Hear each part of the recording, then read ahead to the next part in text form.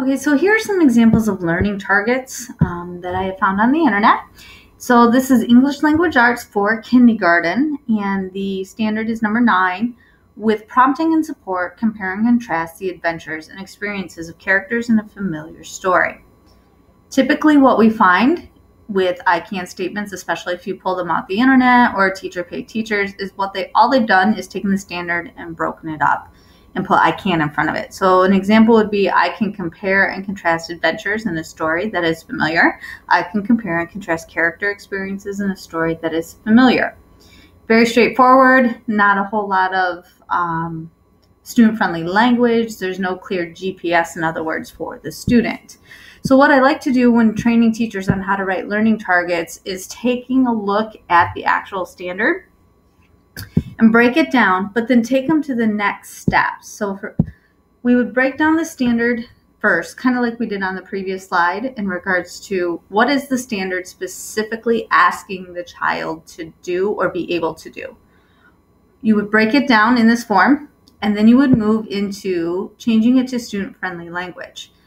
If we looked at the previous slide, for example, this is not kindergarten language.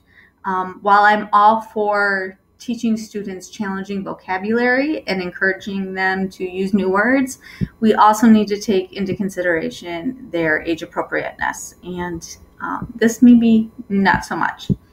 So looking at being able to change that standard to student-friendly language is really, really important. And that's typically where learning target training kind of stops. My experiences with student learning targets is that you need to take it one step further. How are they going to show proficiency? What is the ultimate product? The students need to know, okay, yeah, I understand I need to describe two stories and compare and contrast, but how am I going to show that to the teacher? What are they ultimately going to want or expect from me? The way I like to look at it is this is a district decision in regards to what is in the standard and how it's to be interpreted. This is a grade level decision, making sure that the language is student-friendly appropriate. Then it can be given to the teachers at that point and say, okay, how does your instruction tie to these two parts? Here's the I can statement. Now attach your product to it. Because here's the thing, teachers need autonomy. They also need the ability to make some decisions in regards to the very specific instruction. And one teacher may have students take a test, another one may have them do a project, another one may have them write, another one may have them list their vocabulary, some may write about their vocabulary. Whatever the situation is, they need that autonomy. Okay.